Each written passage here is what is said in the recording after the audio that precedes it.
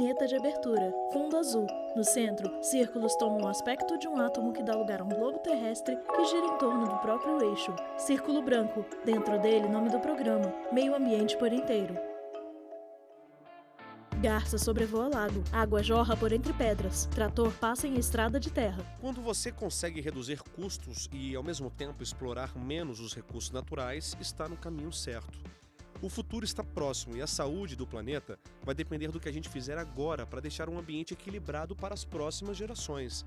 Especialistas do mundo todo fazem esse alerta. Pedaços de plásticos dentro de lago. Pessoas escolhem ovos dentro de loja. Se economizar já é bom, imagine ao mesmo tempo preservar o ecossistema. Estamos falando de consumo consciente, oferta de emprego, reciclagem, energia renovável e respeito com a biodiversidade. E isso tem nome: economia verde. Esse é o assunto do Meio Ambiente por Inteiro desta semana. Árvores em um dia ensolarado. A Organização das Nações Unidas define economia verde como uma melhoria do bem-estar da humanidade e igualdade social, ao mesmo tempo em que reduz os riscos ambientais e a escassez ecológica. É ter eficiência no uso de recursos, buscar a inclusão social e emitir o mínimo de poluentes. Do ponto de vista da produção... Alexandre Abreu, professor de Desenvolvimento Sustentável. Temos que pensar, por exemplo, de abdicar de uma ideia de uma produção linear, onde os produtos são descartados, para pensar numa produção que eles chamam de uma economia circular, que esses produtos possam ser aproveitados no seu ciclo de vida. Então, ou seja, o produto não morre ao parar de ser usado, né? Toda a energia e todo o material gasto no seu processo de fabricação e de utilização, ele vai ser reutilizado em algum momento para outras funções.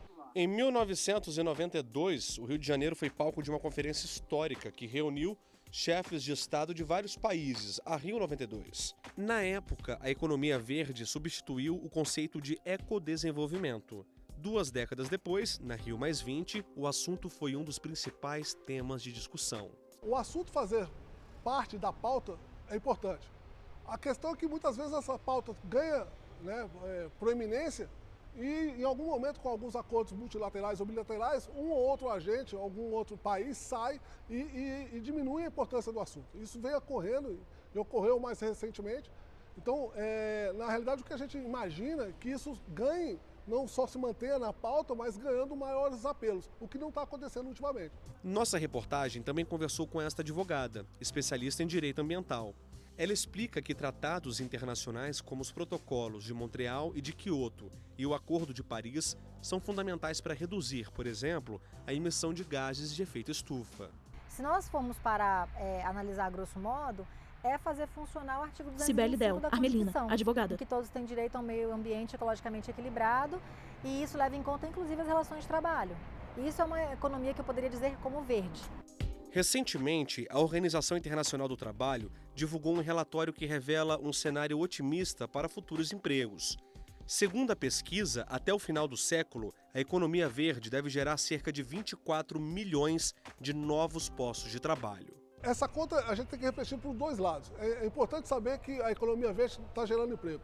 Outro ponto importante também que a gente tem que discutir é saber que, na realidade, esses empregos, boa parte desses empregos, é para absorver aqueles que deixarão de existir na economia linear, ou na produção linear.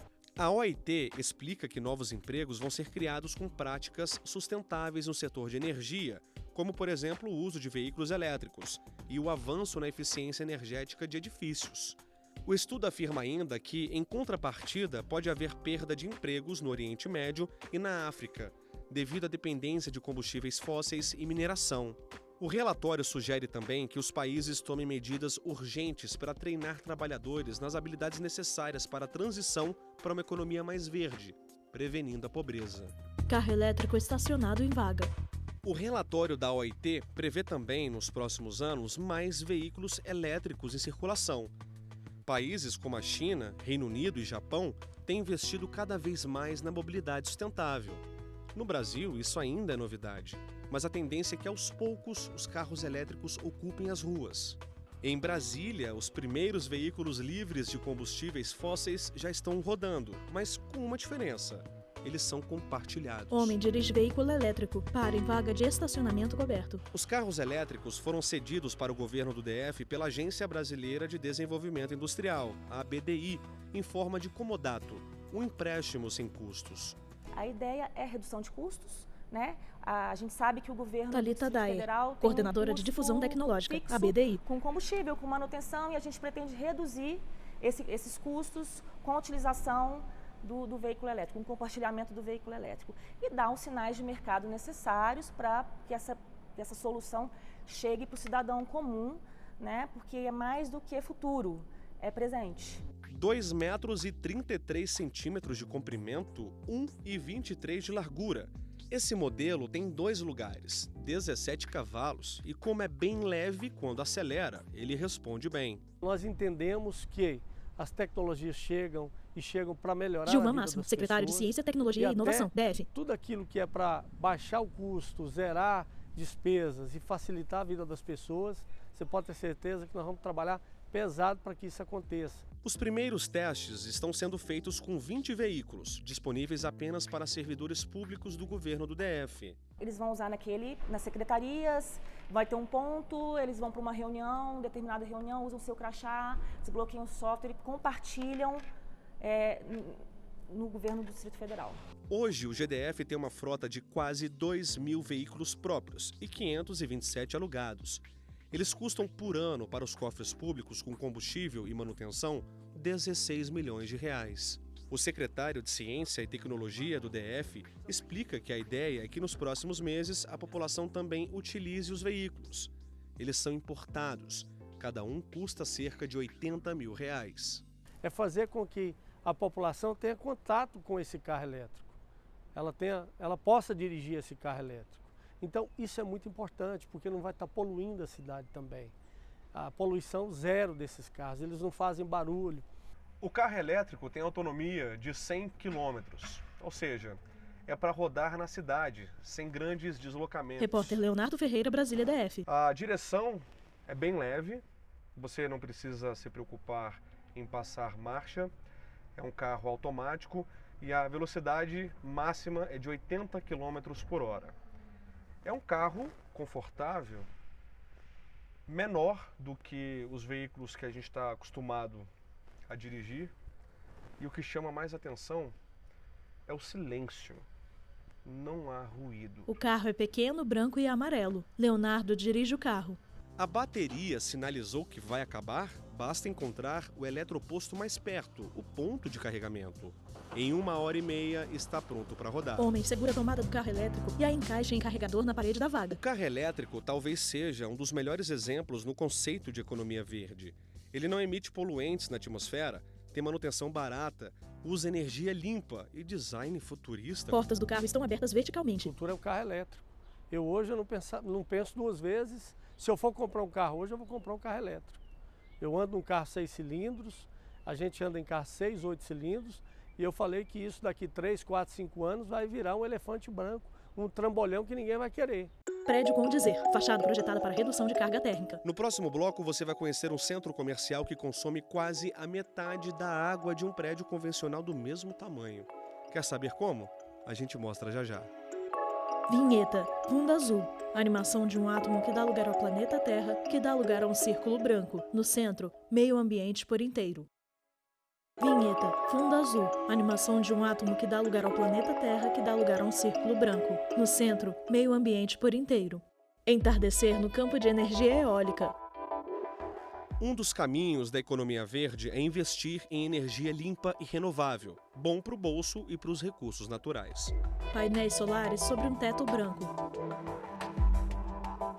Nunca na história da humanidade, campo e cidade tiveram tanta sintonia. A economia verde é responsável por isso. Imagem aérea de campo com árvores espaçadas. A busca é por sustentabilidade e baixa emissão de poluentes no sistema ecológico. Técnicos criam novas ferramentas verdes todos os dias. Isso faz toda a diferença na batalha por um mundo mais equilibrado. Esguicho de água em horta. Ao longe, prédio com o dizer, fachada projetada para redução de carga térmica.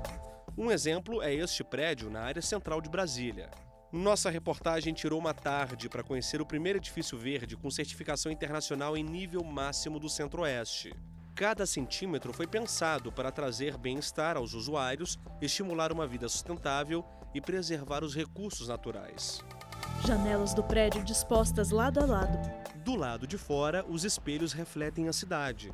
tudo novinho, com um jardim impecável, que dá as boas-vindas. Conversamos com o gerente de engenharia da construtora. Leandro lembra que a construção civil é uma das principais responsáveis pela geração de resíduos. Ele explica que o empreendimento foi planejado seguindo o conceito de desenvolvimento sustentável. Você tem também que prover uma série de condições gerente de engenharia civil. Durante a execução da obra, então desde a implantação da obra. Você diminui o máximo do impacto à vizinhança, então é feito um plano de erosão para impedir que qualquer tipo de resíduo saia da obra, né? Tem a preocupação também com a questão de ruído, a questão de geração de poeira. Leandro conta que esse já é o terceiro prédio da construtora no Brasil com certificações internacionais que reconhecem o empreendimento como sustentável. Esse, em Brasília, demorou quase 3 anos para ficar pronto. As obras, acredite, não incomodaram ninguém. Durante a fase de escavação da obra, a gente tem no canteiro um sistema de lava-rodas que justamente para evitar que a sujeira, né, saia poluindo a vizinhança. Além disso também, durante a parte de estrutura, você tem um sistema lava-bica, justamente para lavar a bica do caminhão betoneiro, para evitar que ele saia respingando. O empreendimento valorizou materiais reciclados e regionais, produzidos num raio de até 800 quilômetros da obra. Com isso você diminui a questão de poluição por transporte também e beneficia a indústria regional. E também o conteúdo reciclado ele é levado em consideração a porcentagem de conteúdo reciclado que os materiais que vão ser empregados na obra têm também. Imagens rápidas de dentro do prédio. Mão aperta a torneira da pia e a água sai. Entramos no prédio. Ele está vazio, disponível para locação. Encontramos uma estrutura moderna, sustentável e altamente tecnológica. Agora, quem nos recebe é Robert Paulo, gerente de infraestrutura da construtora. Ele explica que, se comparar com um edifício comercial comum, a economia de energia elétrica daqui chega a mais de 30%. A gente possui, ao longo do pavimento, alguns sensores de luminosidade. Robert Paulo Heller, gerente de com infraestrutura. Isso a gente consegue balancear a iluminação baseada na iluminação natural que vem externa ao edifício com a iluminação artificial de cada uma dessas luminárias. No telhado, 173 placas solares. Simulações feitas pela empresa mostram que elas podem reduzir em até 15% a conta de energia. O prédio tem 15 mil metros quadrados e capacidade de receber uma empresa com até 1.000 funcionários. Ele pode ser resumido em 3 palavras: conforto, economia e sustentabilidade. Esse é um vidro diferenciado que permite um conforto acústico. Aqui dentro, a gente esquece que está na área central da cidade porque é muito Repórter silencioso. Leonardo Ferreira, Brasília DF. Já do lado de fora foi instalado um elemento arquitetônico chamado brise. É uma espécie de parasol. Olha só que interessante, ao mesmo tempo que ele diminui a entrada de luz e calor, consegue aproveitar na medida certa a iluminação natural. A fachada, ela já bloqueia a irradiação solar com o calor externo para a parte interna. Com isso a gente tem uma carga térmica menor dentro dos ambientes e a gente tem uma alta taxa de renovação do ar. Com isso a gente consegue controlar a qualidade do ar, que também influencia na produtividade dos usuários. A garagem é inovadora, tem quase 300 vagas, algumas exclusivas para veículos com baixa emissão de poluentes ou elétricos, como nós mostramos no bloco anterior. Um dos critérios da certificação são essas vagas, e são as vagas mais privilegiadas, elas estão em volta do hall do elevador. Você privilegia isso, é uma questão de responsabilidade ambiental também. Agora vamos falar de água. Aqui o consumo é quase 50% menor. O que desce da torneira para o ralo é usado para irrigar o jardim. As descargas são a vácuo, parecida com as de um avião que utiliza até 90% menos água. Agora, o Robert Paulo nos leva para esta central a vácuo, onde vem todo o esgoto do prédio. Como a gente tem um esgoto mais condensado, a gente usa menos quantidade de água para diluir esse resíduo sólido. Quando ele vem para cá, ele é triturado e descartado para a rede da Caesb. No Brasil, apenas 10 empreendimentos, além deste, foram construídos com a mesma responsabilidade social e ambiental, sem deixar de lado a tecnologia e a modernidade. É um exemplo de economia verde e um avanço no desenvolvimento sustentável da construção civil. A gente diminui o consumo de água, a gente melhora a eficiência energética do prédio. Isso também representa uma uma diminuição direta nos custos de operação da edificação. Nós acreditamos que a economia verde... Alexandre Abreu, professor de Desenvolvimento Sustentável, a UNB. sustentabilidade, desenvolvimento sustentável, economia ecológica, economia circular, chegou para ficar e aperfeiçoar o nosso sistema de produção. Essa automação, que vai buscar novos perfis de emprego, novos perfis de profissionais, vai contribuir para que essa economia, de alguma forma, também se estabeleça de uma maneira mais rápida. Imagem aérea de campo com árvores espaçadas. No próximo bloco, você vai conhecer um projeto de compensação ambiental que envolve muito mais do que plantação de mudas. Bob de Souza mostra pra gente. Voltamos já. Vinheta, fundo azul. Animação de um átomo que dá lugar ao planeta Terra, que dá lugar a um círculo branco. No centro, meio ambiente por inteiro. Vinheta, fundo azul. Animação de um átomo que dá lugar ao planeta Terra, que dá lugar a um círculo branco. No centro, meio ambiente por inteiro. Abrimos o terceiro bloco do programa, lembrando sempre que, em termos de economia verde, ninguém deve esquecer que é preciso agregar valor a uma terra que foi devastada. Isso aconteceu exatamente aqui na Floresta Nacional. Mas hoje existe um projeto de restauração dessa vegetação que vai sofrer 3 tipos de Repórter Bob de interferência. Souza, Braslândia, DF. Vale a pena acompanhar o que está sendo feito aqui. Campo verde com árvores bem espaçadas. O Instituto Brasília Ambiental, o IBRAM, deu um salto de qualidade na legislação.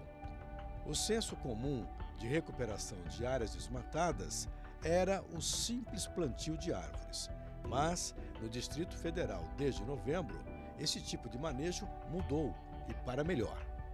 Os fiscais exigem agora que, além das árvores, seja feito também o plantio de gramíneas e arbustos nativos. É um esforço dobrado para garantir um ecossistema saudável. Planta vermelha com aspecto espinhoso. Nossa equipe foi conferir o que está sendo feito na Floresta Nacional, em Braslândia, cerca de 40 quilômetros de Brasília. O trabalho aqui é coordenado pela engenheira florestal Amanda Andrade. A vegetação que estamos vendo foi plantada por semeadura direta, no sistema conhecido por muvuca. Centenas de espécies do cerrado têm as sementes misturadas e lançadas ao solo. Estamos no meio de uma área de 50 hectares, equivalente a 50 campos de futebol. Por que você está reflorestando essa área? Sim, essa área foi originalmente degradada Amanda Andrade, engenheira florestal. com um plantio de eucalipto, então um plantio florestal, silvicultura. E na década de 80 o eucalipto foi colhido e em seguida a área ficou invadida por capim exótico, né? Principalmente braquiária e o andropógon exótico.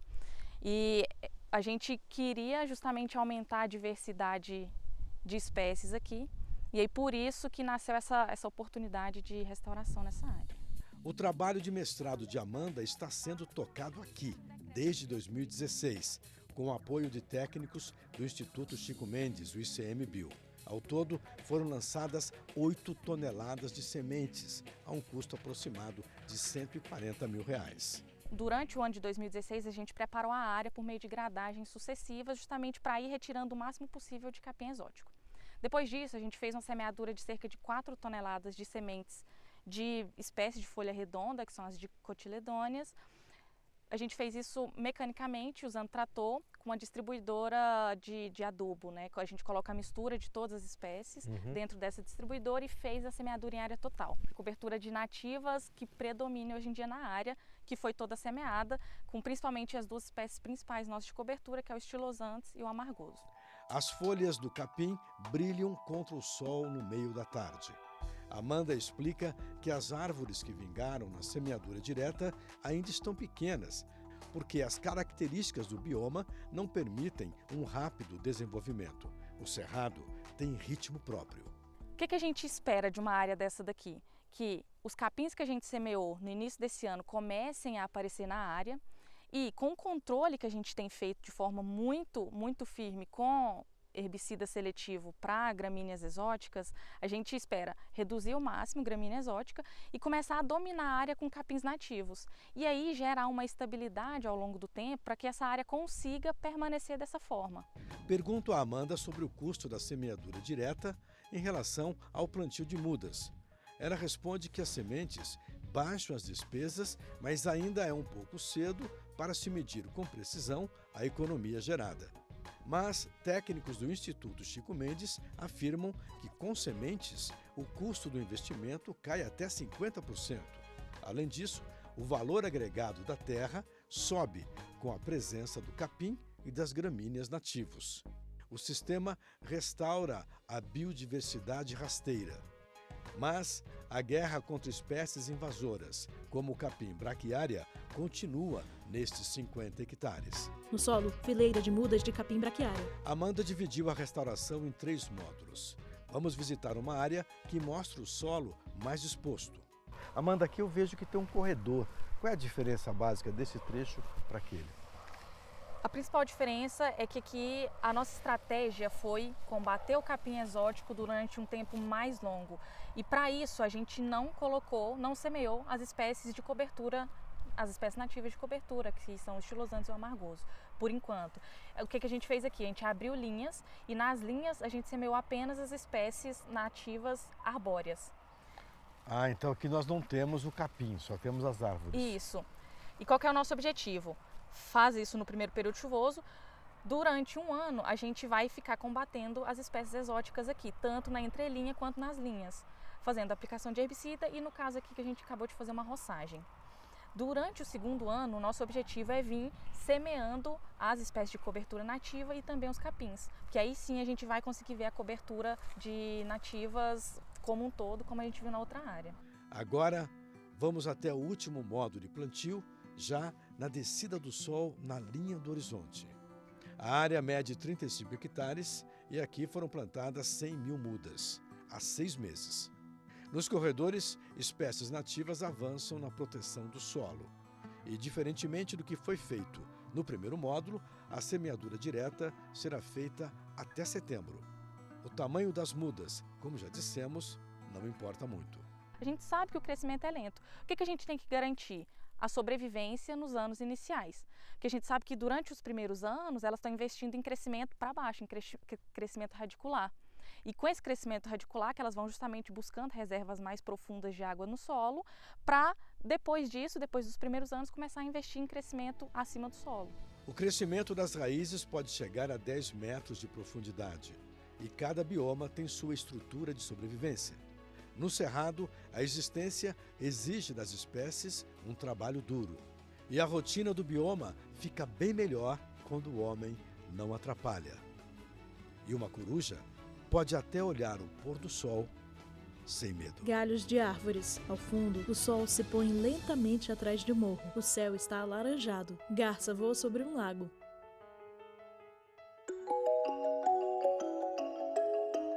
E assim chegamos ao final do Meio Ambiente por Inteiro. Para rever este e outros programas, acesse tvjustiça.jus.br. E se quiser mandar um e-mail para a gente, o endereço é meioambienteporinteiro@stf.jus.br. Acesse também o nosso canal no YouTube, TV Justiça Oficial. Até a próxima!